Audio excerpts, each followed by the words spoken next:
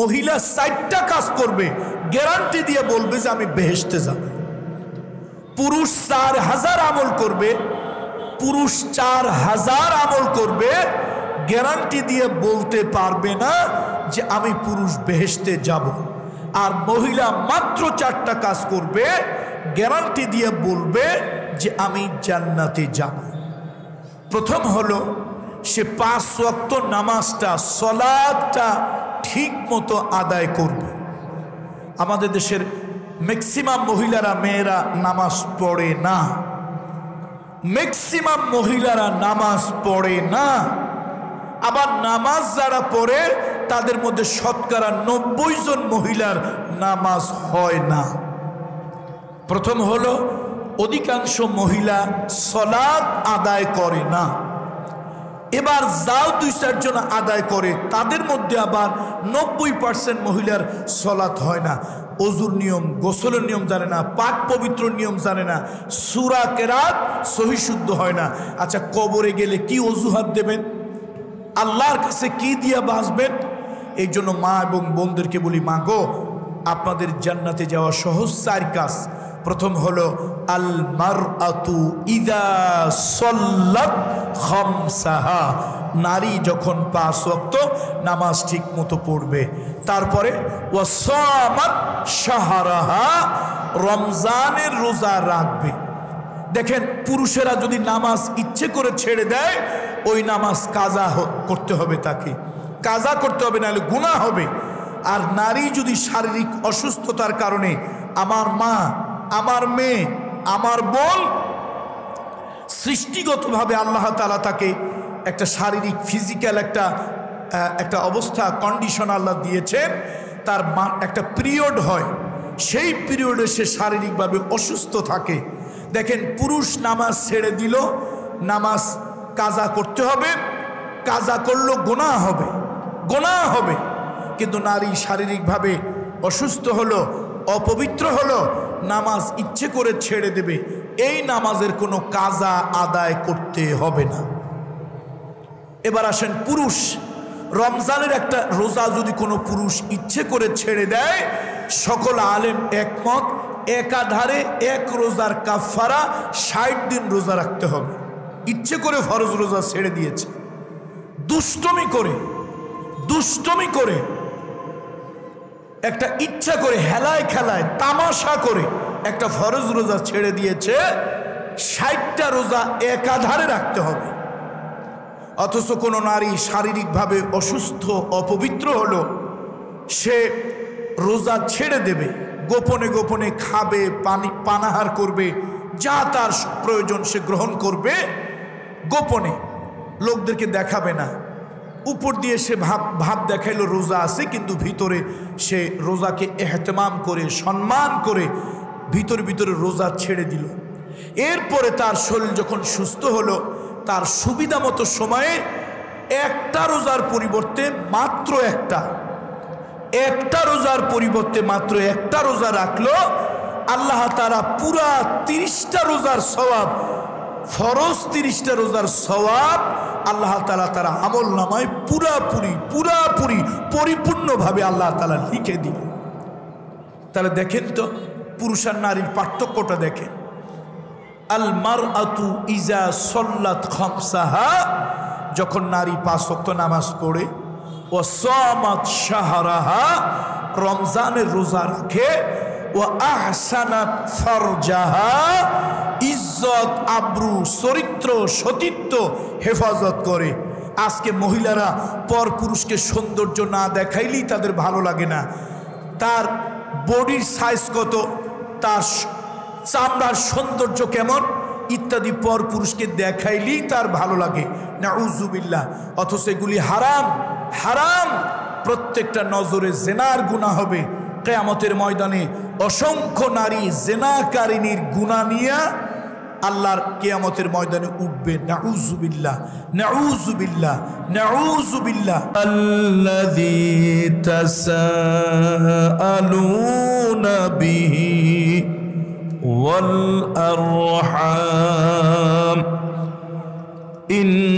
ইন্নাল্লাহা কানা عليكم رقيبا صدق الله المولانا العظيم اللهم صل على محمد وعلى آل محمد كما صليت على إبراهيم وعلى آل إبراهيم إنك حميد مجيد Dubalhati high school মাঠ প্রাঙ্গণে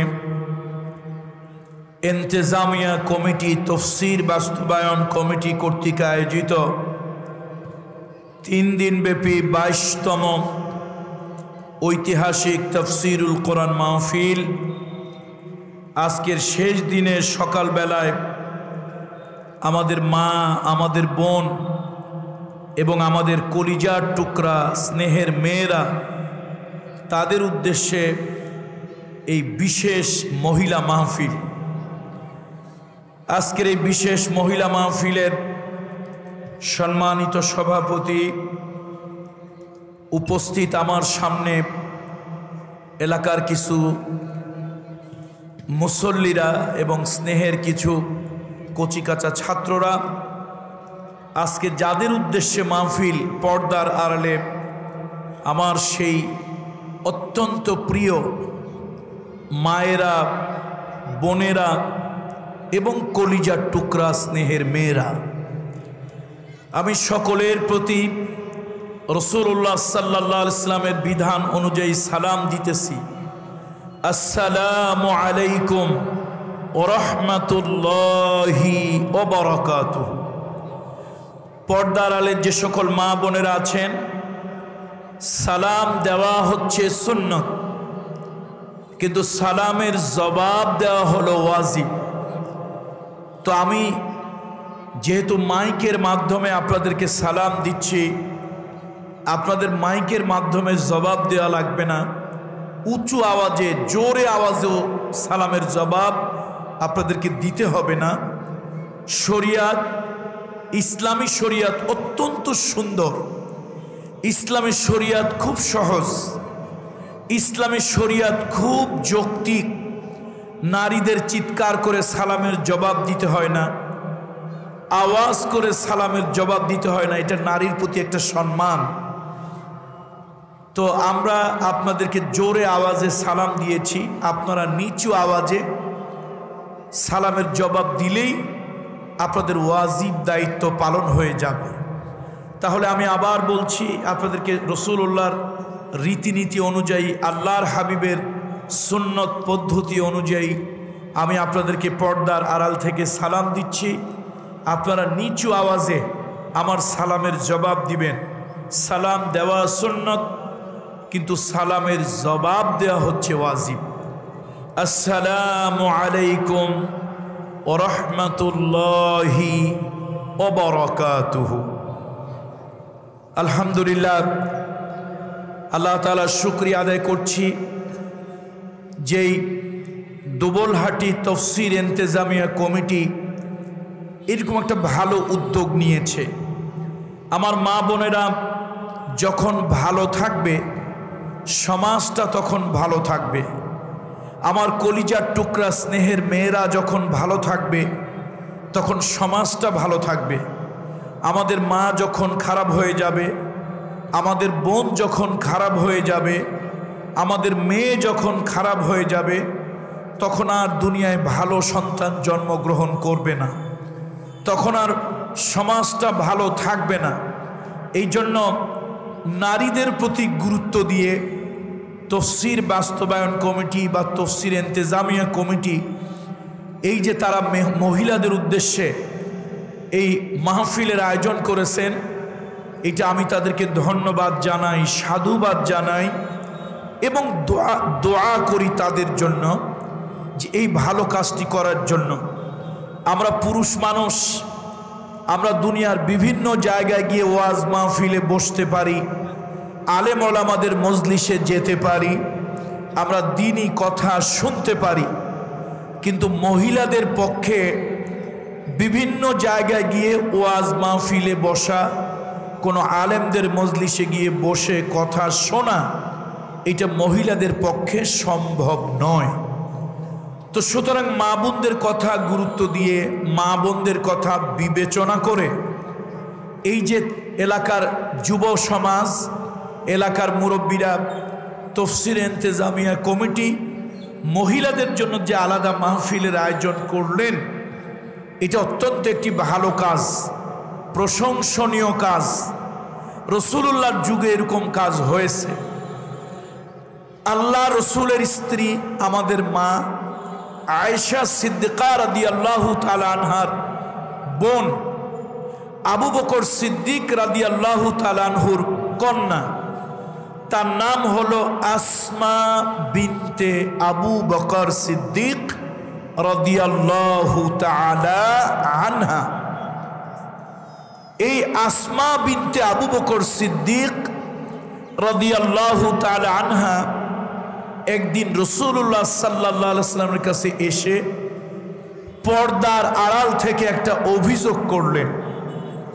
সে অভিযোগ হলো, ইয়া রাসূলুল্লাহ, আপনি পুরুষদের উদ্দেশ্যে ওয়াজ করেন, মাহফিল করেন, নসিহাত করেন, খুতবা দেন, আমরা মহিলা, আমরা পুরুষদের পিছনে থাকি, কাতারের একদম শেষে থাকি, যার কারণে সব কথা আমরা শুনতে পারি না, সব কথা আমরা বুঝতে পারি না। হুজুর, ইয়া রাসূলুল্লাহ, আমাদের জন্য অর্থাৎ মহিলাদের জন্য আলাদা একটা ব্যবস্থা কি করা যায় না? আল্লাহর নবী, দ্বীনের নবী মুহাম্মাদুর রাসূলুল্লাহ সাল্লাল্লাহু আলাইহি ওয়াসাল্লাম নারীদের জন্য, মহিলাদের জন্য আলাদা ব্যবস্থা রাসূলুল্লাহ করলেন। সপ্তাহে একদিন সময় দেওয়া হলো যাতে করে তারা রাসূলুল্লাহর দরবারে এসে, আল্লাহর নবীর দরবারে এসে তারা যেন দিন শিখতে পারে, তারা যেন দিন শিখতে পারে, দিন জানতে পারে, ইসলামী শরীয়তের নিয়ম কানুন তারা যেন জানতে পারে। এই জন্য রাসূলুল্লাহ সাল্লাল্লাহু আলাইহি ওয়াসাল্লাম তাদেরকে একটা দিন দিলেন। আজকের মাহফিলে শিক্ষিতা মহিলা যারা এসেছেন, আমাদের সম্মানিতা মা বোনেরাদের মধ্যে যারা একটু শিক্ষিতা, তারা একটা বইয়ের নাম লিখতে পারেন। একটা বই বাংলা ভাষায় এই বইটা অনুবাদ করা হয়েছে, আব্দুল হালিম আবু শোক্কা, লেখকের নাম হচ্ছে। যারা শিক্ষিতা নারী একটু কলম দিয়ে মেহেরবানি করে বইটা নামটা লিখে নিতে পারেন। আমাদের স্কুলের, কলেজের যে সকল শিক্ষিতা মেয়েরা, আমাদের কলিজার টুকরা মা, তোমরা যারা আসো, যদি চাও যে এই বইটা সংগ্রহ করব তাহলে একটু লিখে নিতে পারো। আর লেখকের নাম হচ্ছে আব্দুল হালিম আবু শোক্কা, আর বইটার বাংলা নাম হলো রসুলের যুগে নারী স্বাধীনতা। বইটা 3 খণ্ড, রসুলের যুগে নারী স্বাধীনতা। লেখকের নাম হচ্ছে আব্দুল হালিম আবু শোক্কা। 3 খণ্ডের বই, অত্যন্ত অথেন্টিক। সহি বুখারী, সহি মুসলিম এবং অন্যান্য সহি হাদিসের কিতাব থেকে অনেক উদ্ধৃতি এখানে আনা হয়েছে। রাসূলুল্লাহ সাল্লাল্লাহু আলাইহি ওয়াসাল্লামের যুগে নারীরা কোন কোন স্বাধীনতা ভোগ করত। তো আজকে তো দুনিয়া খারাপ হয়ে গেছে। আজকে নারী স্বাধীনতা বলতে আমরা বুঝি, আজকে নারী স্বাধীনতা বলতে আমরা বুঝি মহিলারা যেখানে সেখানে হাঁটবে, দিনে রাত্রে চলবে, গায়ে কাপড় চোপড় ঠিক মতো থাকবে না, পোশাক আশাক থাকবে খাটো খাটো, ছোট ছোট, উচ্ছৃঙ্খল পোশাক পরে চলবে।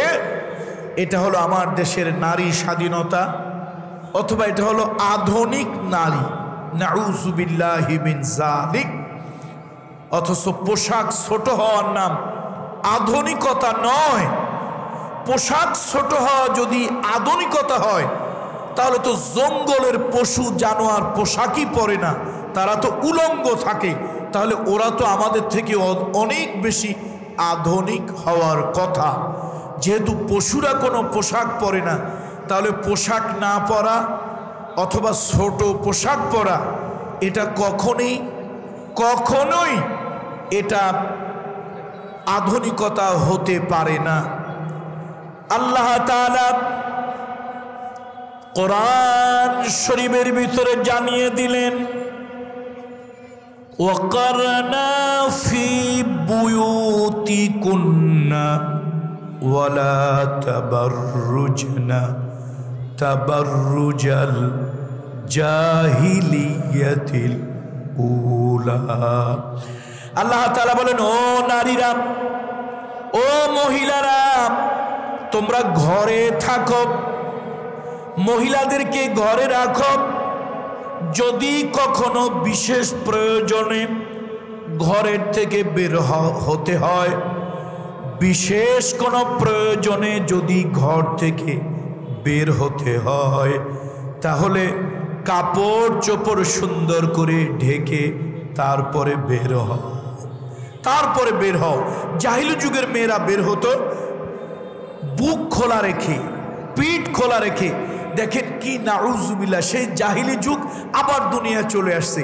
এখন রাস্তাঘাটে মহিলারা বের হলে দুইটা জিনিস, তাদের পিঠ খোলা থাকবে আর একটা হলো বুক খোলা থাকবে।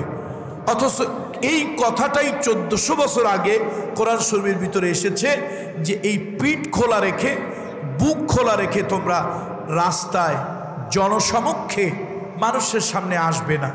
তাহলে আমরা বলি যুগ আধুনিক হচ্ছে, ডিজিটাল হচ্ছে। আসলে না, যুগ আবার সে জাহিলিয়াতের দিকে, সেই অসভ্যতার দিকে, সেই বর্বরতার দিকে আবার পৃথিবীর মানুষ ফিরে যাচ্ছে। আমি কোরআনুল কারীমের আরেকটা বিষয় বলে তারপরে আমি মহিলাদেরকে দুই একটা নসিহাত করে মোনাজাত করব, যেহেতু যাব। আর আগামী বছর থেকে মহিলারা যারা এসেছেন, আগামী বছর থেকে আল্লাহ তাআলা যদি আপনাদেরকে হায়াতে বাঁচায় রাখে এবং এই ইন্তেজামিয়া কমিটি, মাহফিল ইন্তেজামিয়া কমিটিকে আল্লাহ যদি হায়াতে বাঁচিয়ে রাখেন, আল্লাহ তাআলা আগামী বছর যদি এই মাহফিল হওয়ার তৌফিক দেন, তাহলে ইন্তেজামিয়া কমিটির সাথে মোটামুটি পরামর্শ হয়েছে। বাকিটুক আমি তাদেরকে পরামর্শ দিয়েছি। সারা বাংলাদেশে বড় বড় মহিলা মাহফিলগুলো, হাজার হাজার নারীদের যে মাহফিল, সিলেটের মৌলভীবাজার, নোয়াখালীর বেগমগঞ্জ, চট্টগ্রাম, কক্সবাজার এবং যশোর, তারপরে এইরকম বিভিন্ন জায়গায় যেই জায়গাগুলোতে বড় বড় মহিলা মাহফিল হয়, সেখানে 2 দিন 3 দিনের মাহফিলের মাঝখানের দিনে মহিলা মাহফিলটা হয়। তো আগামী বছর থেকে আল্লাহ তাআলা যদি এই 3 দিনের মাহফিলটাকে আল্লাহ যদি আর ঠিক রাখেন, তো ইনশাআল্লাহুল আজিজ মাঝখানের দিন, 3 দিন ব্যাপী মাহফিলের মাঝখানের দিন সকাল 8টা থেকে আল্লাহ চাহে তো মহিলা মাহফিল শুরু হবে এবং 1 ঘন্টা প্রশ্ন উত্তর, 2 ঘন্টা ওয়াজ সহ 3 ঘন্টার মধ্যে মাহফিল শেষ হবে ইনশাআল্লাহ। প্রশ্ন উত্তরটা আমরা ভবিষ্যতে এই জন্য রাখব, যেহেতু মহিলাদের অনেক কিছু জানার থাকে, কিন্তু লজ্জায় তারা অনেককে বলতে পারেন না, বলার মতো সুযোগ পরিবেশ হয় না। তো কোরআন এবং হাদিসের আলোকে তাদের জিজ্ঞাসার জবাব, তাদের প্রশ্নের উত্তর কোরআন এবং হাদিসের আলোকে আমরা 1 ঘন্টা দিব। 2 ঘন্টা বক্তারা কোরআন হাদিসের বিভিন্ন বিষয়ের উপরে বক্তব্য রাখবেন। দেখেন নারীকে ইসলাম কতটা গুরুত্ব দিয়েছে, কত গুরুত্ব দিয়েছে ইসলাম। একদম ডাইরেক্ট কোরআনের একটা সহি কথা আপনাদেরকে শোনাচ্ছি, কোরআন শরীফের একটা ডাইরেক্ট সহি কথা, এটা কোনো ভেজাল কোজালের কথা নয়। সেটা হলো, একবার আমাদের মা রাসূলুল্লাহর স্ত্রী, তার নাম হলো উম্মে সালামা, সবাই পড়েন রাদিয়াল্লাহু তাআলা আনহা।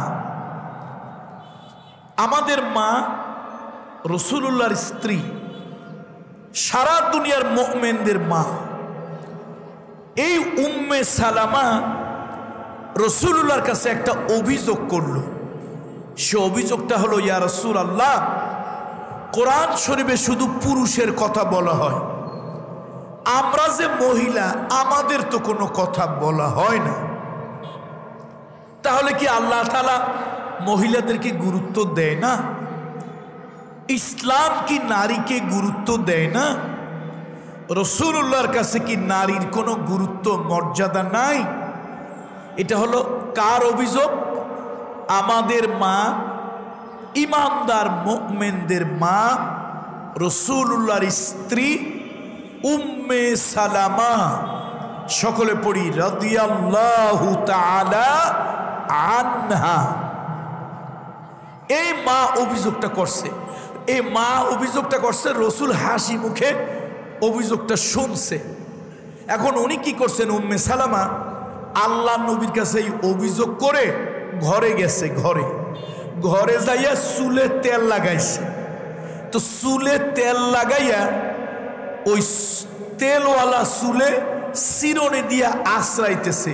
তো চুলগুলো যেন তাড়াতাড়ি শুকায় যায়, এই জন্য বালিশে শুইয়া ওই চুলগুলি বালিশের চারপাশ দিয়া সুন্দর করে ছড়াই দিছে। তেল নিয়া চিরুনি দিয়া চুলগুলি একটু ছড়াই দিছে যাতে শুকায়, সুন্দর করে শুকায় যায়। সেই যুগে তো আর ফ্যান ছিল না। আম্মাজান বালিশে মাথা দেওয়া, চুল শুকাইতেছে, তেল দিয়া আশ্রাইয়া চুলটা শুকাইতেছে। হঠাৎ তার কানের মধ্যে আওয়াজ আসছে, নবীজি মসজিদে নববীর মেম্বারের উপরে খুতবা দিতেছেন আর কোরআনের আয়াত পড়তেছেন। সুবহানাল্লাহ। এই কোরআন শরীফের 33 নম্বর সূরা, সূরাটার নাম হলো আহজাব। এই সূরার 35 নম্বর আয়াত দেখেন, অভিযোগ করছে এই 5 মিনিটও হয় নাই। অভিযোগ করছে 5 মিনিটও হয় নাই। রাসূলুল্লাহ সাল্লাল্লাহু আলাইহি ওয়াসাল্লাম মসজিদে গেছেন, বিশেষ কোনো গুরুত্বপূর্ণ বিষয় খুতবা দিছেন। এর মধ্যে আল্লাহর হাবিবের কাছে ওহী চলে আসছে, ইন্নাল মুসলিমিনা ওয়াল মুসলিমাত ওয়াল মুমিনিনা ওয়াল মুমিনাত ওয়াল কানিতিনা ওয়াল কানিতাত ওয়াস সাদিকিনা ওয়াস সাদিকাত ওয়াস সাবিরিনা ওয়াস সাবিরাত। এই যে আয়াত অবতীর্ণ হলো, যতবার আল্লাহ পুরুষরে বলল, ঠিক গুনে গুনে 10 বার আল্লাহ পুরুষরে বলছে, গুনে গুনে 10 বার আল্লাহ তাআলা নারীকে বলছে। সুবহানাল্লাহ। তার মানে হলো নারীদেরকে ইসলাম গুরুত্বহীন করে নাই, গুরুত্ব দিয়েছে। কিন্তু আমার মহিলারা বিষয়টা বুঝতে চায় না। দেখেন, সোনার দাম বেশি, স্বর্ণের দাম বেশি, এই জন্য লোকের এটার গুরুত্ব দেয় বেশি। লোহার দাম কম, গুরুত্ব কম, যেখানে সেখানে ফেলায় রাখে। যদি লোহার ভরি 1 লাখ টাকা হইতো, লোহার ভরি যদি 90,000 টাকা হইতো, তাহলে দেশে মানুষ থাকতো না। এই লোহা নিয়ে কিলাকিলি পাড়াপাড়ি মারামারি খুন খারাপি করতে করতে দুনিয়ায় কোনো মানুষ থাকতো না, দুনিয়ায় কোনো মানুষ বাঁচতো না।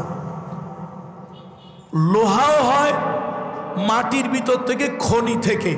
স্বর্ণ হয় মাটির ভিতরে, খনি থেকে। স্বর্ণ খনি থেকে হয়, লোহাও খনি থেকে হয়। লোহার দাম কম, এটা কাজে লাগে বেশি, এই জন্য কোনো মূল্য নাই। রাস্তার পাশে লোহার মনকে মন, টনকে টন পড়ে আছে। আর স্বর্ণ খনি থেকে হয়, কিন্তু স্বর্ণটার দাম বেশি হওয়ার কারণে ওইটাকে মানুষ আলমারিতে সিন্ধুকে রাখে। 1 তোলা 1 ভরি, লক্ষ টাকা। এখন মহিলাদেরকে ইসলাম যে গুরুত্ব দিল, সেই গুরুত্বটা মহিলারা না মানার কারণে আজকে মহিলাদের ইসলামের কোনো মূল্য নাই, জান্নাতের কোনো মূল্য নারীর কাছে নাই। আমরা পুরুষ মানুষ হাজার আমল করব, এ কথা গ্যারান্টি দিয়ে বলতে পারবো না যে আমরা বেহেশতে যাব। কিন্তু মহিলা 4টা কাজ করবে, গ্যারান্টি দিয়ে বলবে যে আমি বেহেশতে যাব। পুরুষ 4000 আমল করবে, পুরুষ 4000 আমল করবে, গ্যারান্টি দিয়ে বলতে পারবে না যে আমি পুরুষ বেহেশতে যাব। আর মহিলা মাত্র 4টা কাজ করবে, গ্যারান্টি দিয়ে বলবে যে আমি জান্নাতে যাব। প্রথম হলো সে 5 ওয়াক্ত নামাজটা সলাতটা ঠিক মতো আদায় করবে। আমাদের দেশের ম্যাক্সিমাম মহিলারা মেয়েরা নামাজ পড়ে না, ম্যাক্সিমাম মহিলারা নামাজ পড়ে না।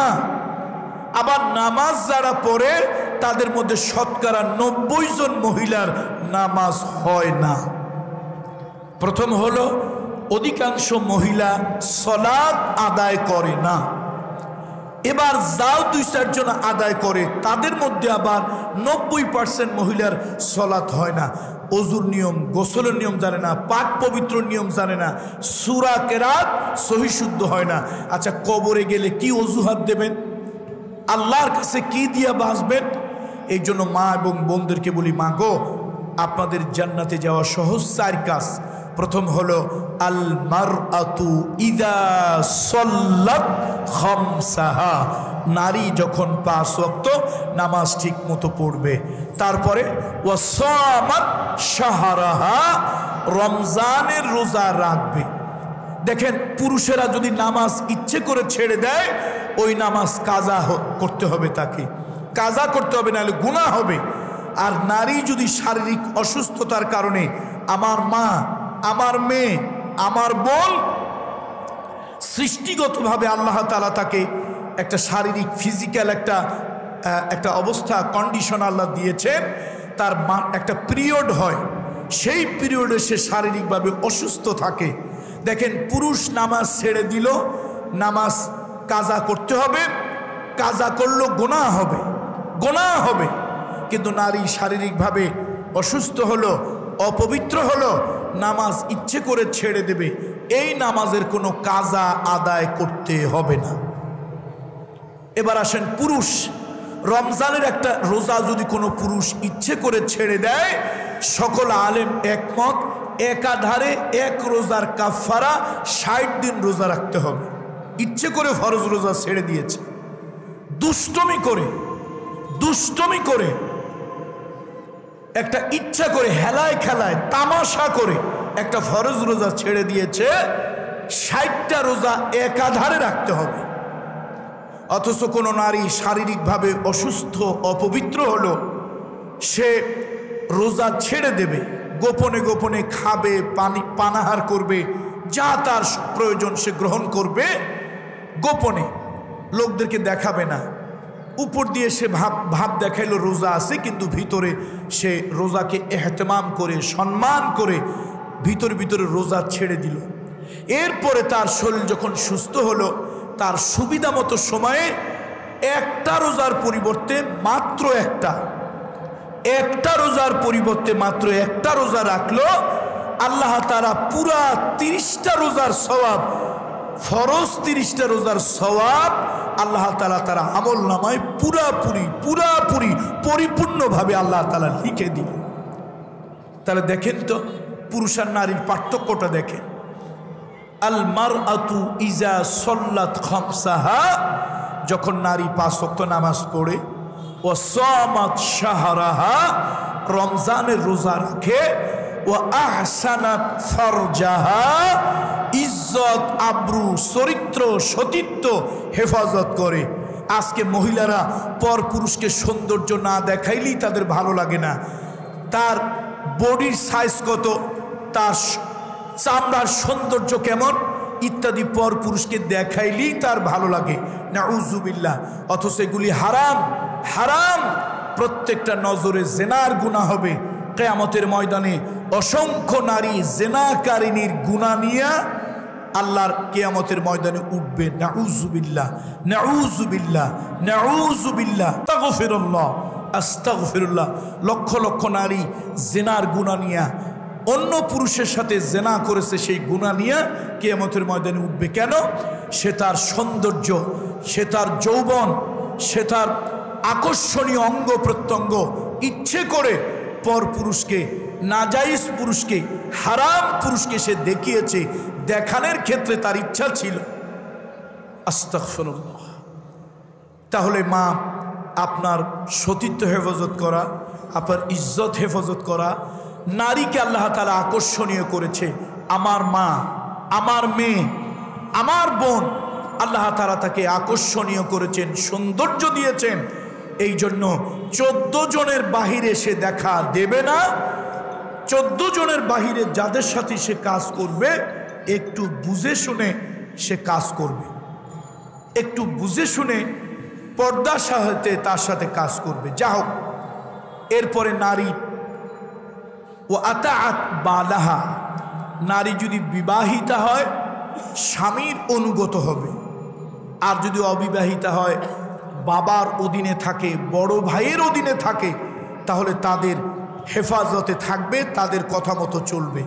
অথচ আজকে নারীরা মনে করে না আমরা তো স্বাধীন, দেশ আমাদের, দেশ আমরা চালাই। সুতরাং আজকে নারী স্বাধীন মনে করে যা ইচ্ছা তাই করতেছে। এগুলি কিয়ামতের আলামত। আমি সর্বশেষ আর বক্তব্য রাখছি না, মা বোনদেরকে বলে যাই, শ্বশুর শাশুড়ির প্রতি খেয়াল রাখবেন। আর শ্বশুর শাশুড়িরা যারা আজকের মাহফিলে এসেছেন, আল্লাহর দোহাই,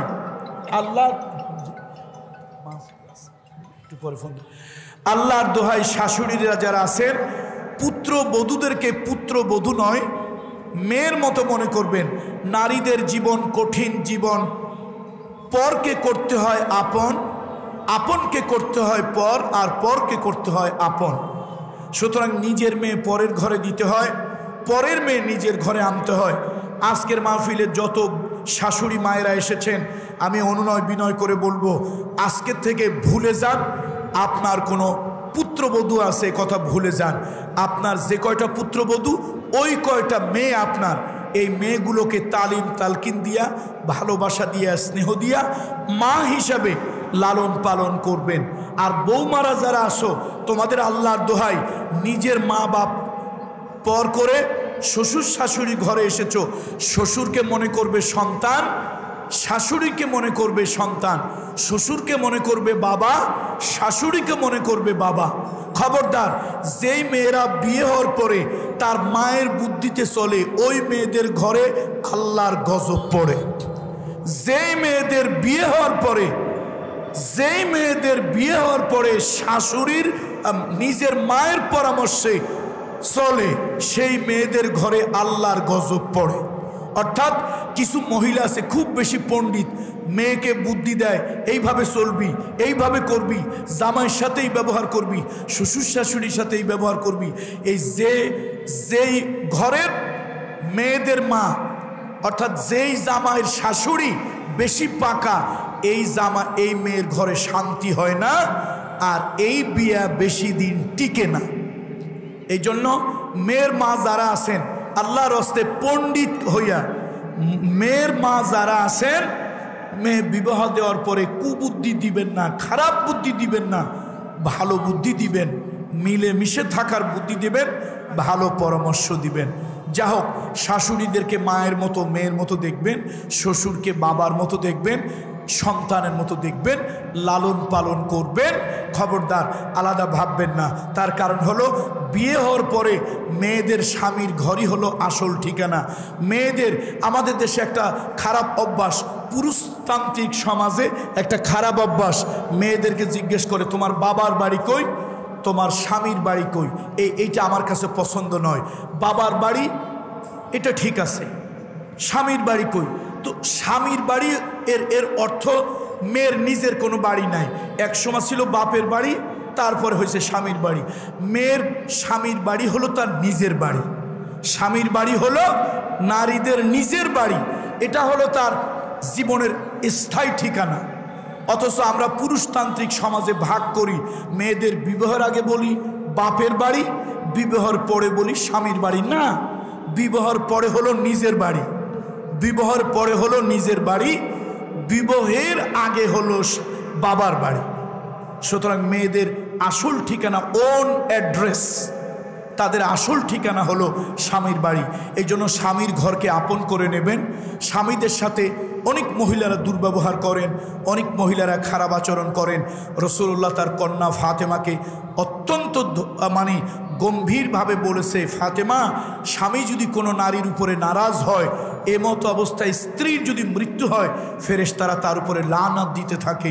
আল্লাহ নবী ফাতেমাকে একদিন বলেছে, তোমার স্বামী তোমার উপরে নারাজ, এ অবস্থায় যদি তোমার মৃত্যু হয়, আমির বিশ্বনবী রহমতের নবী তোমার জানাজায় আমি যাব না। তাহলে কত কঠিন কথা। আজকে অনেক মহিলারা আছেন সমাজে, এই নারীরা, আমরা শুধু নারী নির্যাতনের কথা জানি, কিন্তু অনেক মহিলারাও পুরুষ নির্যাতন করে। অনেক মহিলারা ঘরে ঘরে পুরুষ নির্যাতন করেন। এই কাজটা গুনাহের কাজ। এই পুরুষদেরকে নির্যাতন করা একটা কবিরা গুনাহ। সুতরাং এই কাজগুলি করবেন না। নারী নির্যাতন যেরকম অন্যায়, নারী নির্যাতন যেরকম অপরাধ, নারী নির্যাতন যেরকম পাপের কাজ, পুরুষ নির্যাতনও অপরাধ, গুনাহ, পাপের কাজ। আমার মায়েরা, বোনেরা, ভালো ব্যবহার করবেন, 5 ওয়াক্ত নামাজ পড়বেন, ঘরের বাচ্চা কাচ্চাগুলোকে দ্বীনি শিক্ষা দেবেন, সন্ধ্যা হলে বাচ্চা কাচ্চাগুলোকে গোছায় রাখবেন, বাজে আড্ডায় যেতে দেবেন না, বাজে জায়গায় চলতে দেবেন না। মেয়েদের খোঁজখবর রাখবেন, কোথায় যায় কি করে, মেয়েদেরকে একটু শালীনভাবে চলার জন্য পরামর্শ দেবেন এবং ভদ্রভাবে তারা যেন স্কুলে কলেজে মাদ্রাসায় যাতায়াত করে সে ব্যাপারে মা খেয়াল রাখবেন। মায়ের কারণে সন্তান ভালো হয়, মায়ের কারণে সন্তান নষ্ট হয়। এই জন্য আমি আমার মায়েদেরকে ভালো আচরণ করার জন্য অনুরোধ করছি। আমি একটু অসুস্থ, দোয়া চাচ্ছি, আর আমার গুরুত্বপূর্ণ কিছু কাজ আছে, এই জন্য আমি আর কথা দীর্ঘায়িত করছি না। দোয়া করি দুবলহাটি তফসির ইন্তেজামিয়া কমিটির জন্য, দোয়া করি দুবলহাটি হাই স্কুলের জন্য, দোয়া করি দুবলহাটি মহিউসন্না হাফিজিয়া কওমি মাদ্রাসার জন্য, যারা এই মাহফিলটা বাস্তবায়নে সবাই চেষ্টা করেন। হাই স্কুলের প্রধান শিক্ষক মহোদয়, তার শিক্ষক শিক্ষিকা, তার কমিটি, তার ছাত্রছাত্রী, তারপরে মাদ্রাসার মোহতামেম সাহেব হুজুর, তার ওস্তাদেরা, তার ছাত্ররা সবাই মিলে এই মাহফিলটার প্রতি আন্তরিক। বাজারের ব্যবসায়ীরা, তাদের জন্য দোয়া করি আল্লাহ বেশি বেশি ব্যবসায়ীদেরকে বরকত দান করুক। এই দুবলহাটি বাজারের প্রত্যেকটা ব্যবসায়ী মাহফিলের উপরে তারা আন্তরিক। আল্লাহ যেন আগুন থেকে, আল্লাহ যেন গজব থেকে, আল্লাহ যেন বিপদ থেকে তাদের এই বাজারকে হেফাজত করেন। সবাই বলেন আল্লাহুম্মা আমিন। আল্লাহু খায়রুন হাফিজাও ওয়া হুয়া আরহামুর রাহিমিন। এসএসসি পরীক্ষার্থী যারা আছে, দাখিল পরীক্ষার্থী যারা আছে, তাদের জন্য আমরা দোয়া করব। আল্লাহ তাদেরকে যেন ভালো পরীক্ষায় ফল করার তৌফিক দেয়। আল্লাহ যেন কামিয়াবি দান করে। আমরা সবার জন্য দোয়া করছি, সবাই জন্য দোয়া করব। আল্লাহ যদি হায়াতে বাঁচিয়ে রাখেন, আগামী বছর মহিলারা যারা এসেছেন, অনেকে বাবার বাড়িতে বেড়াতে আসেন, অনেকে আত্মীয়র বাড়িতে বেড়াতে আসেন, মা বোনরা যারা এসেছেন, যদি আল্লাহ আমাকেও হায়াতে বাঁচায় রাখে, আপনাদেরকেও হায়াতে বাঁচায় রাখে, আগামী বছর মার্চ মাসের 1, 2, 3 তারিখে মাহফিল হবে।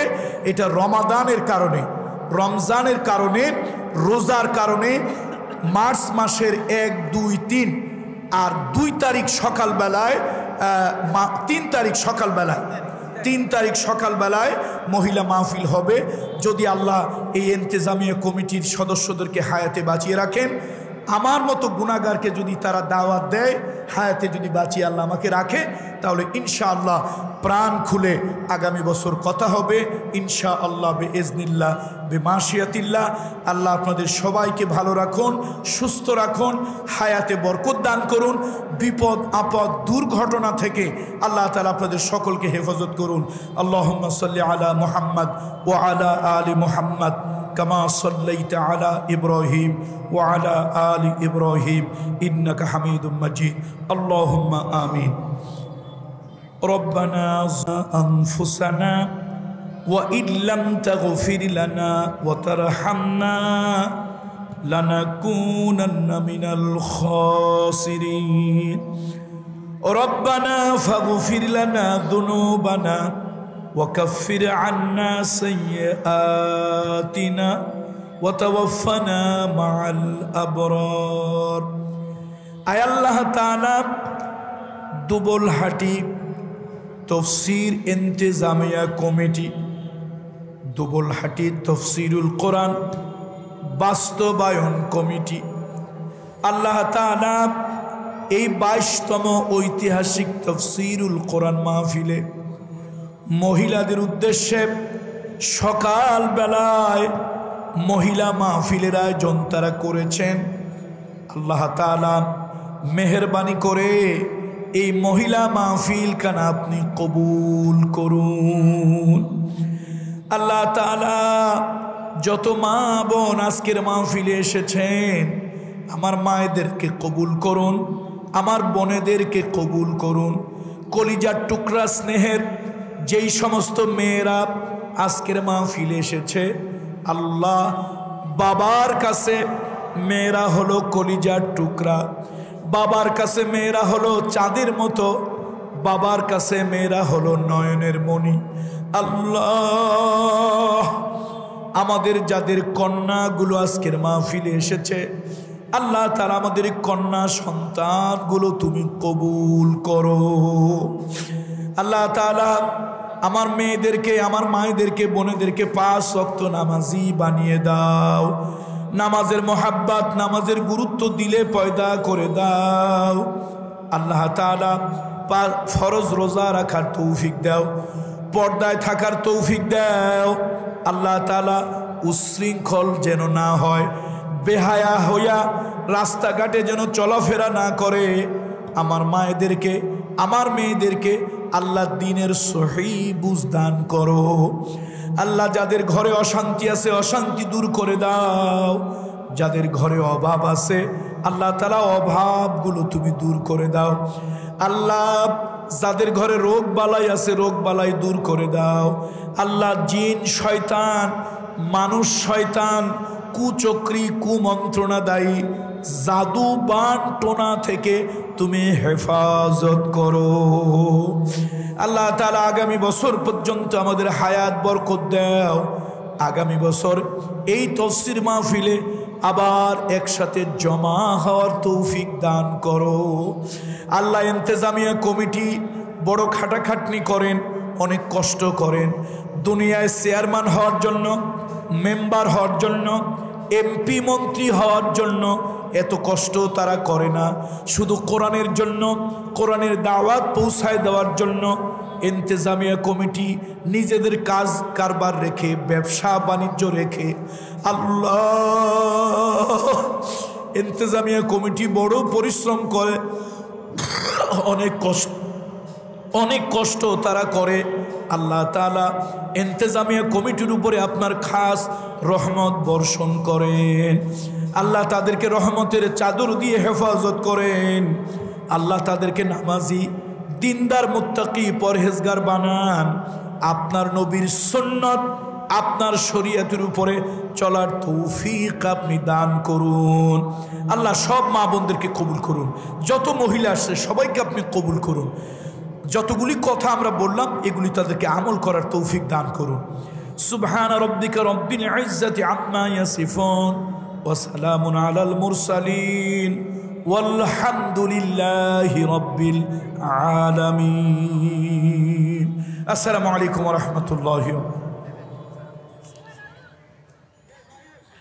মহিলা নিজের গণ্ডির মধ্যে দ্বীনি দাওয়াতি কাজ করতে পারবেন।